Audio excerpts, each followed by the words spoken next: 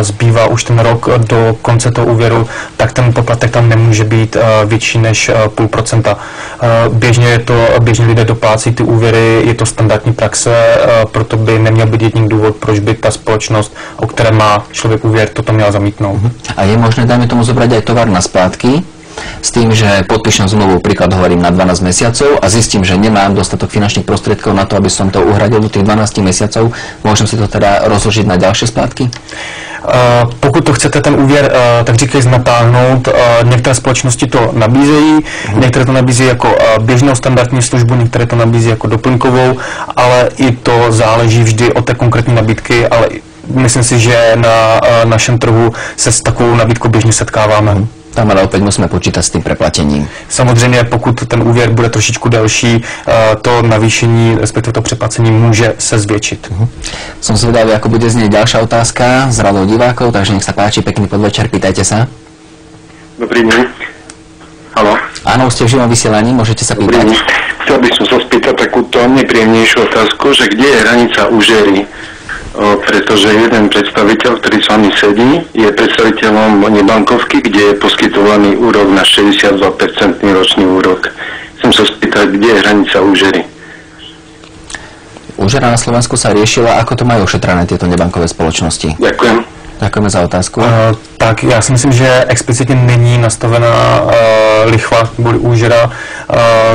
Pokud vím, tak úrok u úvěru okolo 62% na slovenském trhu není běžně nabízený. Ono tie spoločnosti, alebo teda keď v tom konečnom preplatení, keď to tak spočítame, tak tam treba si dávať pozor práve na tie poplatky, ktoré sú súvisiace s tým úverom. Tak toto asi treba riešiť. Čiže na čo si treba dávať pozor? Opäť sa dostávame k tomu pri podpisovaní takéto zmluvy. V prvom rade je potrebné povedať, že rôzne typy úverov majú rôzne náklady, ktoré klienti platia. Všeobecne na trhu sú najvýhodnejšie spotrebné úvery, lebo tam sa úrokové sadzby, alebo teda ročné percentuálne miery nákladu, úrokové sadzby hýbu povedzme okolo 13%, ročná percentuálna miera nákladu sa môže vyšplhať na 15-20%. Ročná percentuálna miera nákladu je pri tom porovnaní celkom dôležitá, lebo skutočne až tá hovorí o tom, koľko skutočne na tom úvere preplatíme. Poviem jednoduchý príklad. Ak je na úvere úroková sadzba 10%, na repomené 20%, tak my na úvere nepredplatíme ročne 10%, ale preplatíme ročne 20%. Preto je to dôležitejší údaj. Ale veľmi jednoducho si to vedia aj ľudia prepočítať tak, že si jednoducho spočítajú všetky splátky, ktoré zaplatia, plus všetky poplatky, ktoré zaplatia a zistia vám jednoducho, kde koľko skutočne preplatia. To znamená, najvýhodnejšie nákupy sú skutočne na spotrebné úvery, potom na trhu sú povolené pre čerpania kreditné karty, tam sa hýbu úrokové sadzby, alebo úrokové sadzby, hovoríme o nich niekde okolo 18-20 a niekedy aj na 20%. Zase závisí, či hovoríme o bankách, nebankách, akých nebankách. A potom sú splátkové spoločnosti.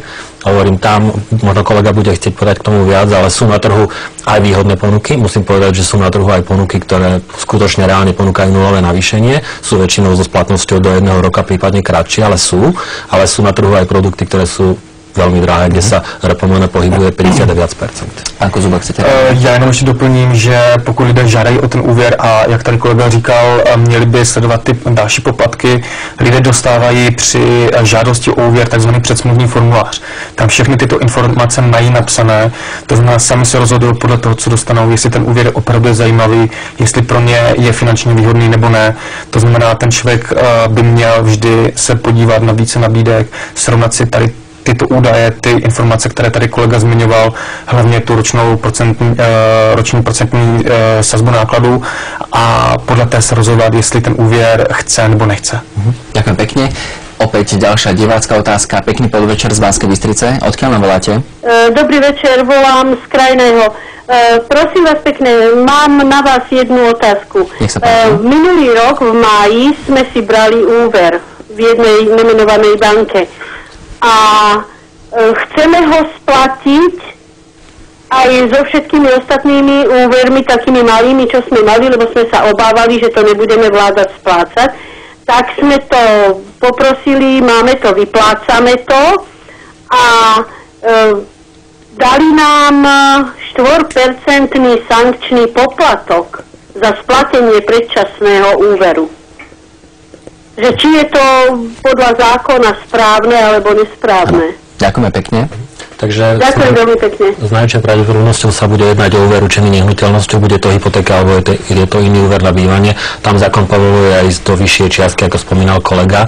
Nie len 1%, zvyčajne tieto poplatky sa hýbu na trhu okolo 4 až 5% u väčšiny bank, nie všetkých, ale väčšiny bank. Takže je to v zmysle zákona, je to bežná prax na Slovensku. Já bych doplnil ty částky, které jsem říkal, se týkají většinou spotřebitelských úvěrů, to znamená klasické úvěry, jak známe, hotovosti, nákup zboží na splátky a podobně. Skúsme odpovedať aj na ďalšie divácké otázky, ktoré nám prichádzajú. Diváčka Natália z Banskej Bystrice sa pýta, ako sa dá inak získať peniaze na Vianoce, ak nie zobrať si úver. Jak už jsme tady několikrát to zopakovali, jsou tady možnosti kreditní karty, i když mnoho lidí to nepovažuje za úvěr, i to je forma získání peněz. Kreditní karty jsou ty platební karty, kdy člověk si z nich vybírá peníze a pak je postupně splácí. Naproti tomu jsou debetní karty, které člověk běžně zná a používá u svých osobních účtů. To je jedna možnost, potom jsou to nákupy na splátky, hotovostní úvěry a další typy.